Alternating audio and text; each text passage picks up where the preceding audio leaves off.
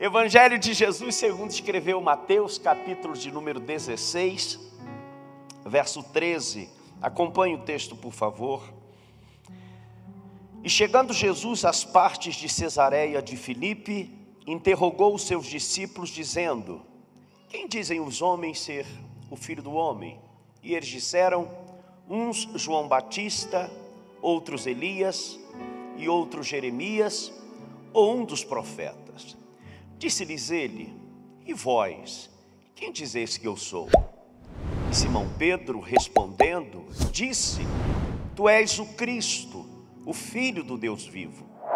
E Jesus respondendo, disse-lhe: bem-aventurado és tu, Simão Barjonas, porque não foi carne e sangue quem tu revelou, mas meu Pai que está nos céus.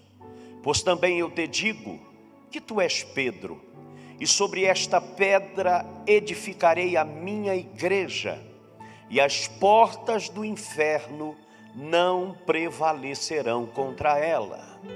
Eu te darei as chaves do reino dos céus, e tudo o que ligares na terra será ligado nos céus, e tudo o que desligares na terra será desligado nos céus. Vem comigo ainda no versículo 21 e 22. Desde então começou Jesus a mostrar aos seus discípulos que convinha ir a Jerusalém e padecer muito dos anciãos e dos principais dos sacerdotes e dos escribas, e ser morto e ressuscitar ao terceiro dia. E Pedro, tomando-o de parte, começou a repreendê-lo, dizendo: Senhor, tem compaixão de ti, de modo nenhum te acontecerá isso. Ele, porém, voltando-se, disse a Pedro: para trás de mim, Satanás, que me serves de escândalo, porque não compreendes as coisas que são de Deus, mas só as que são dos homens. Amém? Curva a sua cabeça. Pai das luzes, Adonai Elohim, Deus eterno, amado de nossas almas, na força da tua palavra, pelo poder do nome de Yeshua, crendo que o Senhor Jesus é o centro da adoração, do nosso culto, ó Deus, do nosso tempo, de tudo que dispomos, estamos aqui tributando a Jesus a honra e a glória, o maior nome nos céus, na terra e debaixo da terra.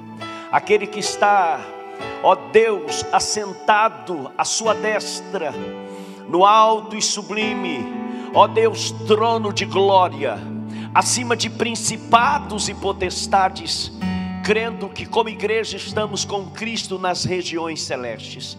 É debaixo desse entendimento de quem somos como igreja, e na força do Ruach HaKodesh, o amigo Espírito Santo, que muralhas, fortalezas das trevas, resistências quanto ao avançar da igreja, caem por terra agora no reino do Espírito. Todo e qualquer nível de afronta, todo e qualquer nível de retaliação, perca força agora contra as tuas emoções, sentimentos, contra a tua mente. Você é a igreja de Jesus, lavada pelo sangue do Cordeiro, e não haverá nenhuma situação contrária que poderá estar de pé. Nós cremos no poder da tua palavra. A tua palavra é a verdade imutável. A tua palavra é atualizadíssima, e ela fará com que, ó Deus, vidas nesta noite, ó Deus, gerem frutos, ó frutos que vão permanecer. Quebrado está todo nível, ó Deus, de oposição à palavra nesta hora. Leva as nossas mentes cativas em obediência à mente de Cristo Jesus, e toda a honra e toda a glória nós tributamos ao Senhor, hoje e sempre. E os que creem digam amém, e dê um forte aplauso a Yeshua HaMashiach. Oh glória!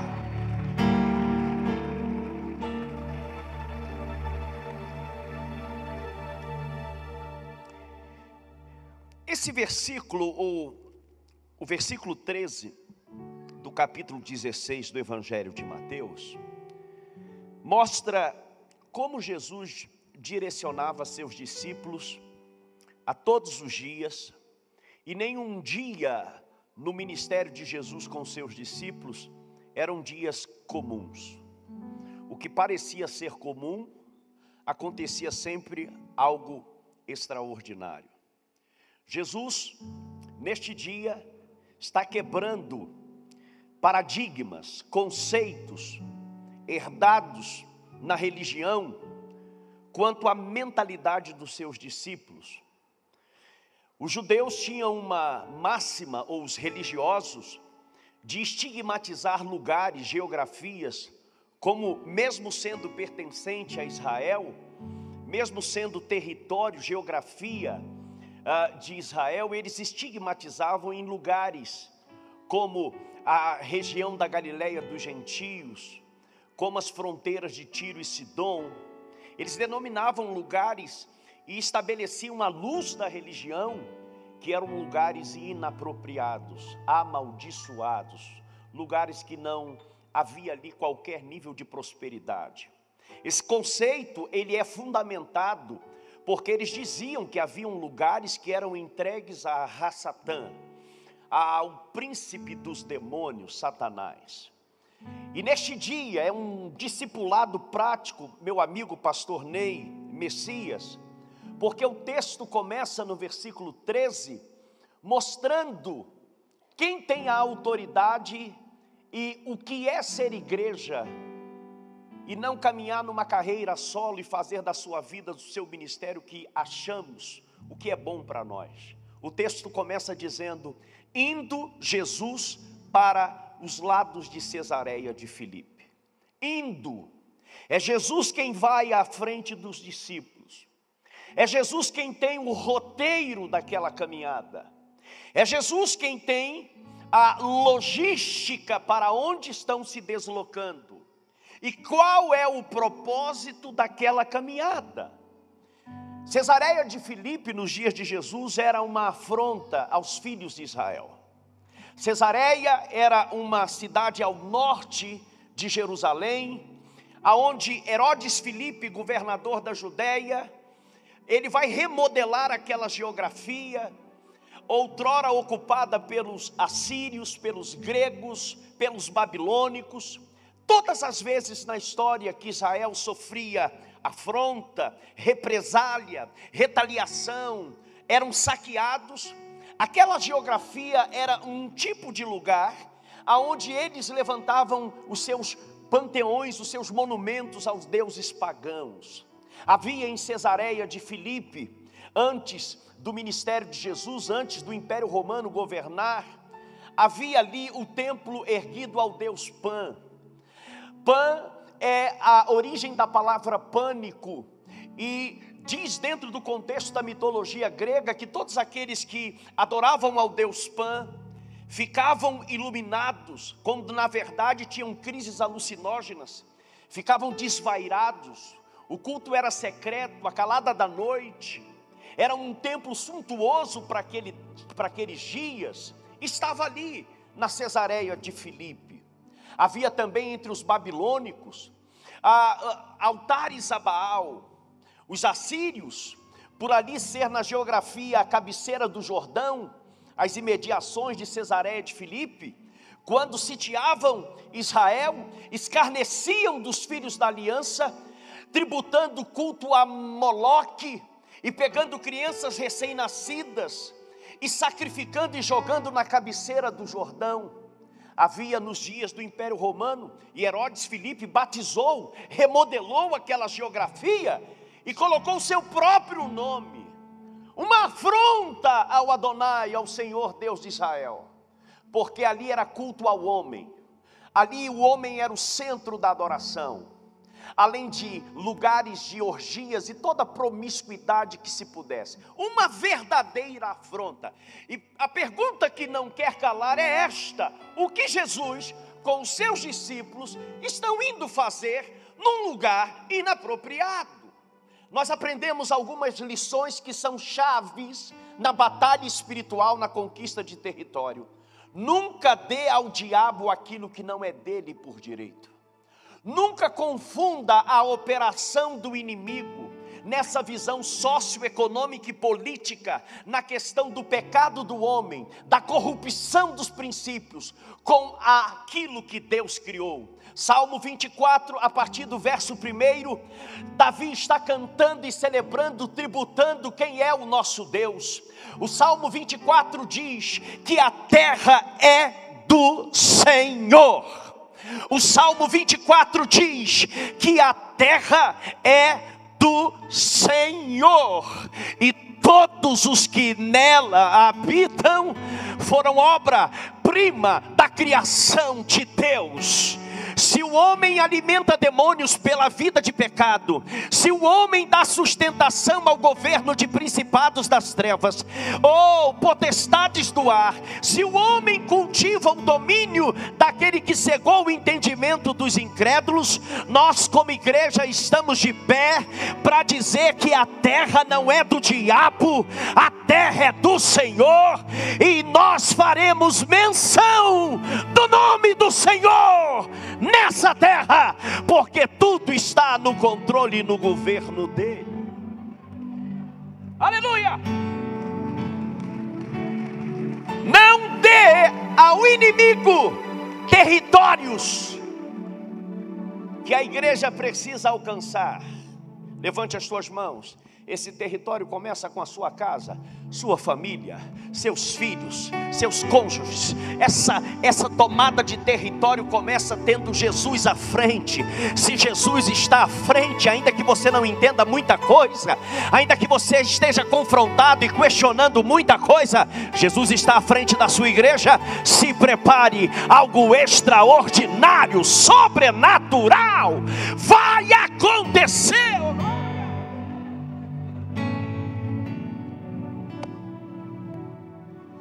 E é no meio daqueles panteões aos deuses pagãos, é no meio daquelas carrancas de Baal, Jesus então vai arguir.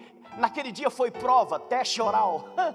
Jesus diz assim: vem cá, discípulos. E eles estão atônitos, olhando para tudo aquilo que era um tabu, era algo que eles cresceram ouvindo, que era uma terra amaldiçoada, cresceram ouvindo dos sacerdotes: ali é porta do inferno, ali é o Hades, ali é terrível, ali é um lugar macabro. E Jesus está no meio daquele lugar e vai de uma forma tão solene, pacífica, arguir aos discípulos: o que dizem os homens ser o Filho do Homem? Em outras palavras, Jesus está dizendo: o que estão dizendo sobre mim aí na multidão? E eles estão tão atônitos que eles começam então a responder o que viram, o que ouviram. Eles dizem assim: dizem que tu és Elias. São 12 discípulos. Então vamos fatiar aí num bloco de 4, de 3, um grupinho dizendo Elias, o outro não. Dizem que tu és Jeremias. Oh, não, dizem que tu és, ouvimos essa semana que tu tem o espírito de João Batista. E estão atônitos e vão dizer: não, dizem que tu és um profeta. E Jesus então tira a visão do que eles podiam reproduzir da multidão, e Jesus então traz a responsabilidade para os ombros dos discípulos. E Jesus então, ouvindo o que eles estão dizendo, Jesus então diz assim: e vós, quem dizes que eu sou? Uma coisa é o que a multidão está achando, uma coisa são as reputações que o sistema quer imprimir na sua fé. Uma coisa é o diabo determinar quem é que você segue e até onde você pode chegar. Outra coisa é que no meio de tanta afronta, você tem a convicção de quem é Deus na sua vida. Qual é o poder do chamado que Ele tem a realizar na sua vida, e que com Cristo não tem ataque e afronta que vá tirar de você aquilo que é seu por herança. Aí não somos 12, pastor Andréia, não somos 12, meu mestre pastor Ney, não somos 12 dizendo o que a multidão está dizendo, agora só um vai dizer. Agora não são os discípulos replicando, não são os discípulos dizendo: dizem que tu és. Não, agora é um improvável, numa terra terrível, é o Pedrão. Ele vai dizer: tu és o Cristo, o Filho do Deus vivo. Como se Jesus tomasse um susto. O texto nos mostra essa visão, que Jesus olha para a resposta, olhando para Pedro, para o então Simão, e Jesus olha e diz assim: Simão, filho de João,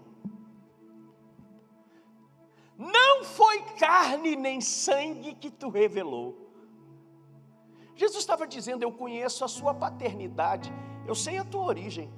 Isso não é fala peculiar, você não caminha com essa palavra, você não tem essa linguagem, você não consegue falar assim.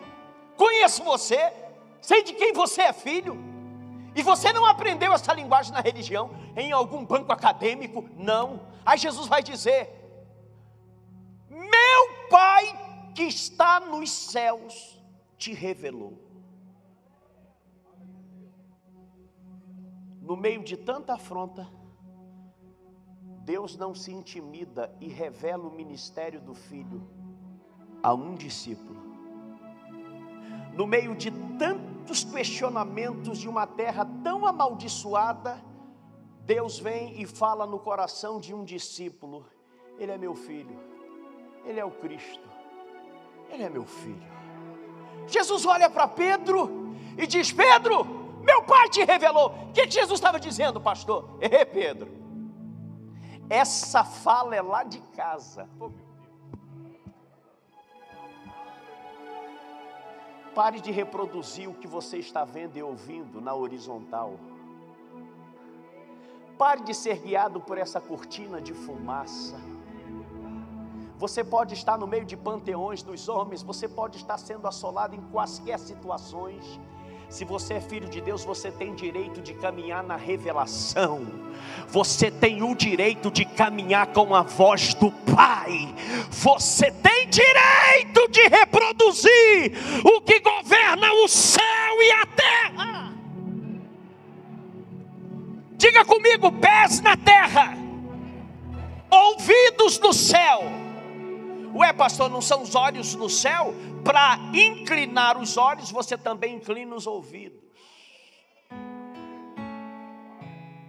O dia que o menino Samuel aprendeu a ouvir a voz de Deus, sua vida nunca mais foi a mesma.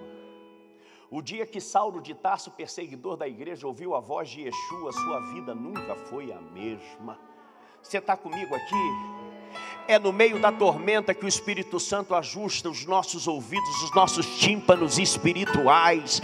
Você não será engodado por aquilo que está diante de você. Você não será intimidado, porque Jesus é teu escudo, é tua fortaleza. Ele é escudo e broquel. Ele é o Senhor da igreja.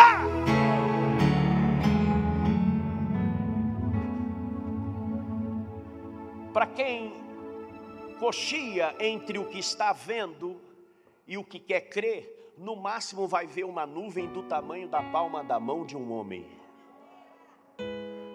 Mas para quem entende que se mede a vitória pelo nível da afronta, os ouvidos estão habilitados. A nuvem do tamanho da palma da mão do homem?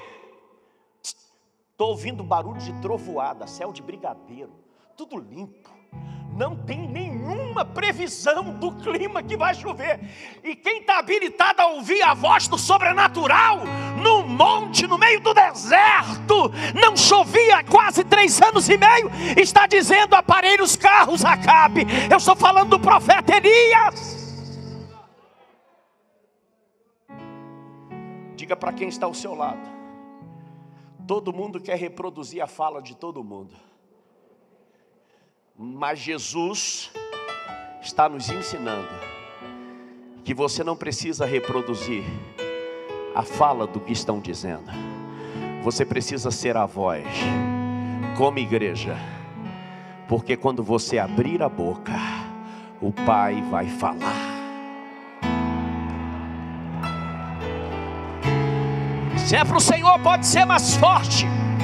Se é para o Senhor, aplauda abrindo a boca e dando um brado de glória a Deus. Se é para o Senhor, receba essa palavra. Esta semana você vai abrir a boca na tua casa, no teu trabalho, na cidade de Guarulhos, aonde Deus tem te plantado, porque filho de Deus, ao abrir a boca, é o céu falando na terra.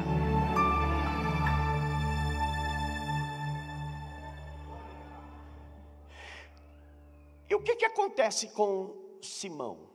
Ele não tem mais a sua vida comum. No reino do Espírito, ele tem 3 níveis de promoção. Quantos níveis? Quantos níveis, igreja? Primeiro nível que ele vai ser promovido, a confirmação de um nome profético. Quando Jesus chamou o então pescador, empresário do ramo da pesca, uma vida de sucesso, ele não foi para Jesus falido. Ele tinha barcos e redes e sócios. A primeira plataforma, púlpito que Jesus pregou em Cafarnaum foi cedida pelo empresário Pedro. Oh glória! E ele tinha um potencial, empreendedorismo no ramo da pesca tão forte, que Jesus fez uma alusão e declarou: tu serás Pedro. E na área que você é bom, no meu reino você vai nadar de braçada. Jesus diz assim: e farei de ti pescador de homens.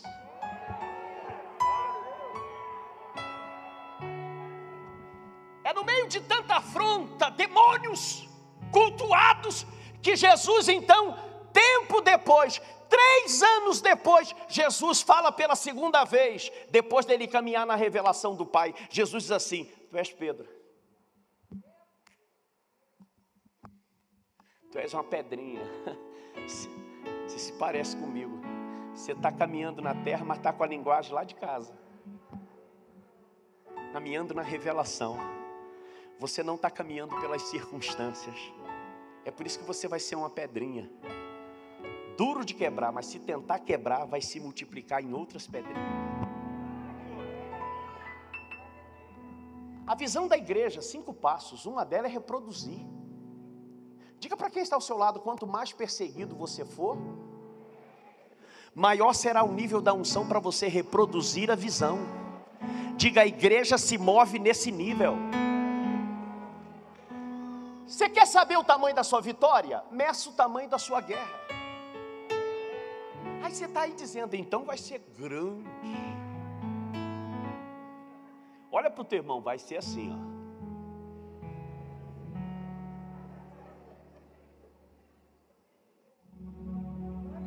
Deus está confirmando hoje, chamado aqui, chamado a servir, com qualquer limitação e situação. Ou em nome de Jesus, você é igreja, e a igreja caminha, a igreja não recua porque as portas do inferno estão abertas. A igreja vai com Jesus, e na medida que ela avança, as portas vão se fechando e vão abrindo portais de conquistas do sobrenatural. A segunda promoção que ele recebe: tu serás pastor da minha igreja. Eu serei o fundamento, a rocha, a palavra, e tu serás pastor da minha igreja. Olha aqui, o cara teve o chamado, ainda que profético, mas sabido, num lugar inapropriado. Inapropriado para os homens, para Deus, qualquer lugar. É lá na tua casa, no teu setor de trabalho. Preste atenção. Qual seria o melhor lugar para esse cara ser chamado ao ministério pastoral? No templo? No templo? No monte? No monte? Vai ser na Cesareia. Depois nunca mais se ouviu que tu serás pastor da minha igreja, sobre ti edificarei a minha igreja. Jesus estava falando dele mesmo. Será edificado em mim, mas você será a patente de autoridade. Pedrinha, você é minha lasquinha. Para terminar, eis que te dou, ou em outras versões, te darei as chaves do reino. Chaves, chaves, chaves, chaves. Levante as mãos assim. É como se o pastor Ney chegasse e colocasse na mão de cada um molho de chave para abrir a porta do lugar tal, para abrir a porta da repartição tal. Para cada problema, para cada situação vai ter uma porta, vai ter uma chave, vai ter um acesso. Eu não sei se tem alguém entendendo, eu não sei se tem alguém recebendo. No meio da guerra tem promoção, no meio da guerra tem confirmação de chamado, no meio da afronta tem armas espirituais que em um outro momento jamais receberíamos.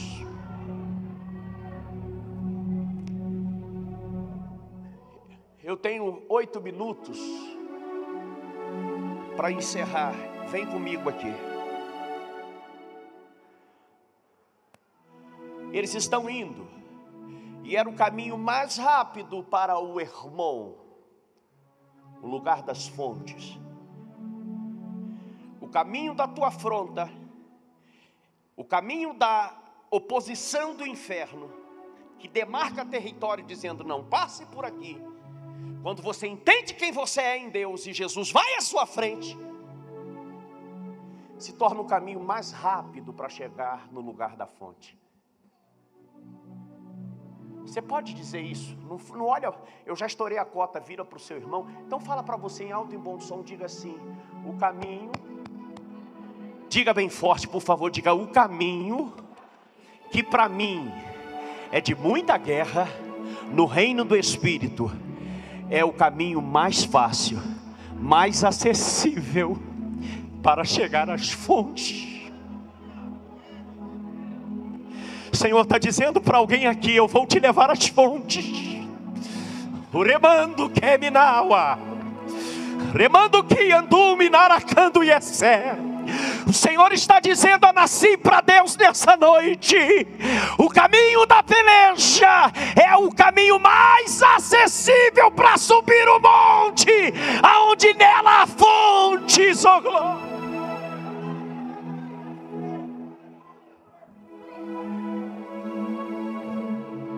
Aguenta firme, estamos vivos e chegamos até aqui. Aguenta firme. Eu não vim pregar para quem quer viver carreira solo no Evangelho. Eu vim pregar para quem é igreja. E quem é igreja não caminha só. Quem é igreja segue as pisadas do Mestre. Satanás não pode contra a igreja. Satanás não pode contra a igreja. Satanás não pode.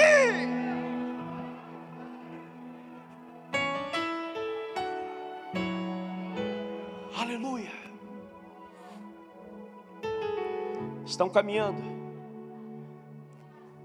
E Pedro agora, meu mestre, meu rabi, pastor Ney, pastor Andréia, mulher de Deus, meus amados pastores que estão ao lado dos bispos desta casa, amada igreja, agora o Pedrão decide usar a chave fora de tempo. Porque para usar a chave na batalha espiritual é só debaixo de uma orientação, comando. E ele quer usar a primeira chave, quebrando o princípio de autoridade. Deus nunca vai te abençoar para você fazer de cabeças humanas degraus. Deus nunca vai abençoar você, nas questões materiais principalmente, para você humilhar quem te humilhou, para pisar na cabeça de autoridade, pai, mãe, pastor, igreja. A bênção de Deus envolve pessoas. Reino de Deus tem a ver com gente. Diga glória a Deus por isso. E Jesus então, num momento tão profético, está preparando o ambiente dos sentimentos, das emoções dos discípulos. E Pedro pega o molho de chave: repreender e lutar contra a autoridade. Espera aí, vem cá, vai morrer não, vai fazer isso não, tenha dó de ti. Na minha versão atualizada, Miqueias Oliveira, Pedro está dizendo assim: se enxerga. Que história é essa? Não vai morrer não. Jesus olha para aquele cara que disse: meu pai te revelou, minutos antes. Aquele cara que agora será pastor da igreja de Jesus, é pedra, tem as chaves do reino do Espírito. Jesus olha para eles assim para trás: de mim, Satanás. Eu creio que na condecoração, os 11 discípulos assistiram Jesus chamar ele de Pedro. Não foi carne nem sangue que te revelou. Eu creio que os discípulos estavam ali vendo tudo aquilo. Não foi algo reservado. E agora Pedro quer trazer Jesus à parte. Jesus esbraveja para todo mundo ouvir. Para trás de mim, Satanás! Imagine os outros discípulos. Ué, mas não era o pastor? Ué, mas não recebeu as chaves do reino? Vai fazer o quê? Agora é diabo? Como é que pode? O céu é bipolar assim? Como é que é o negócio? O que está vendo? Na guerra espiritual, você nunca pode ser alguém com ânimo dobre. Alguém que coxia em 2 pensamentos. Alguém que ao mesmo tempo é céu e inferno. Por isso que entre alma e espírito é uma linha muito tênue que só a palavra pode alcançar. Tem muita gente dizendo assim, diz o Senhor, mas é a emoção, é a alma. Uma coisa que nós precisamos entender, que na guerra espiritual, você sempre vai operar debaixo da direção. Só que eu aprendo uma coisa tão linda, pastor Ney. E aqui eu vou encerrar para a gente orar. O Satanás foi embora, diga amém por isso. E o Pedro ficou. Você vai entender. Tem muita gente que não compreende a dimensão do chamado e se deixa levar pelas emoções da guerra, que às vezes são porta de acesso tanto para o que é de Deus ou para o que é das trevas. E aí, numa direção dessa, vai embora. E o Satanás fica para visitar num novo ciclo outras pessoas.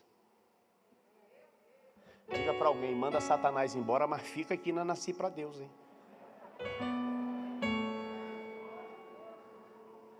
Manda Satanás embora, mas não abra mão do teu casamento. Manda Satanás embora, mas não abra mão daquilo que Deus tem te dado como promessa. Satanás não pode interferir no processo da tua conquista.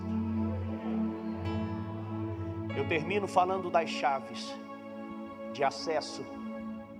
O que é ligar na terra e o que é ligar nos céus. O que é desligar e ser desligado nos céus. Escute-me. Olhe para mim. Atos 2. Esse homem nunca havia pregado a palavra nem para a sogra dele quando ela estava quase morrendo, o Pedro. No dia que a sogra dele estava febril, ardendo em febre, Mateus 8, chamou Jesus. O cara nunca havia pregado numa cruzada. Ele prega e quase 3.000 almas se rendem a Cristo por meio de uma pregação. Onde ele recebeu a chave da palavra de autoridade? Cesareia, no lugar improvável, no lugar de afronta, no lugar que aparentemente Deus nem lá vai. Eu vim dizer para você que chegou aqui jogando a toalha, dizendo é meu último culto, eu não sei o que eu estou fazendo aqui. Você que está afastado de Jesus, você que não tem uma igreja, não tem um lar espiritual, você que não é batizado, e hoje você está ouvindo essa palavra, o Senhor te manda, o Senhor lhe diz, eu não abro mão de você, você não é causa perdida, você é alguém que eu achei como achei a Davi, e com o meu óleo ungi, oh glória. Atos capítulo 3, eles estão agora, a igreja crescendo, estão indo ao templo orar. Na hora 9, Pedro e João entram por uma porta por nome Formosa e encontram ali um coxo esmolando. E Pedro então diz o coxo, não tenho prata e nem ouro. Pedro não estava fazendo apologia à miséria, Pedro estava acentuando o que ele tinha, que era muito maior do que prata e ouro. Pedro estava declarando no reino do Espírito, eu tenho chaves espirituais, oh glória, e eu vou te dar, eu vou habilitar você, mais do que o ouro e a prata pode fazer. Levanta e anda.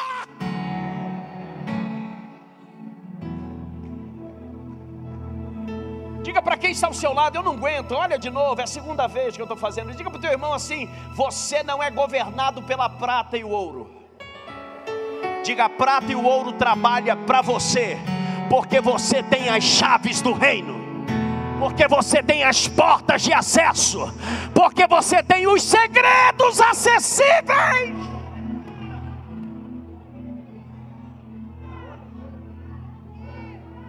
Atos capítulo 5, algum maluco beleza disse: cara, até a sombra dele cura. E as pessoas enfileiradas, e por onde esse cara passava, irradiava cura nas pessoas. O que é isso, pastor? Sombra curar, tomada de território, chave de território.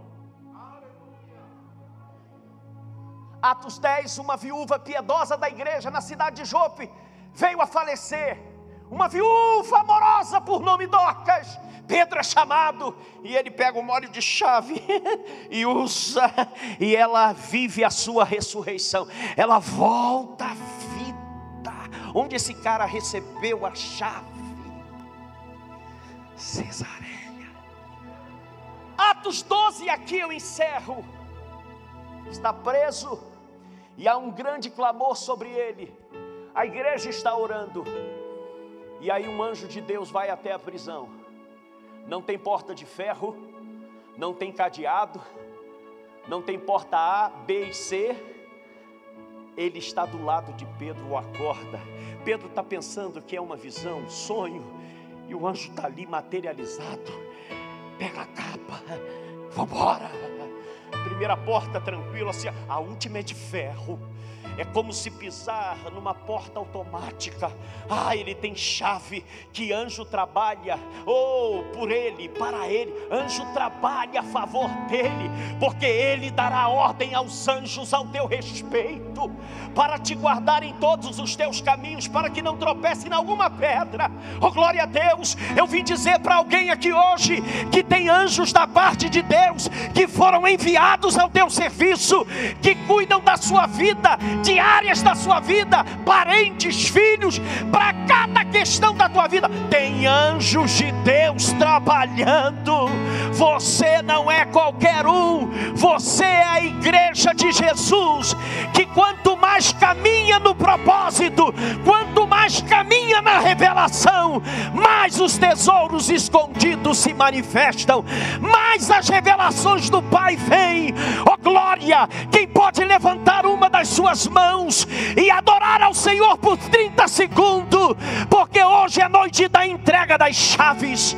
Adore a Ele, adore a Ele, adore a Ele, adore o Rabacanda Rabachaias. E há de ser que as portas do inferno não prevalecerão contra a igreja. Faça do jeito que você puder, deitado em pé, levanta a mão. Querido, faça alguma coisa. Adore o que é santo, adore ao bendito, o amado das nossas almas, aquele que vai adiante do seu povo, abrindo caminhos. Glória, adore a Ele, adore.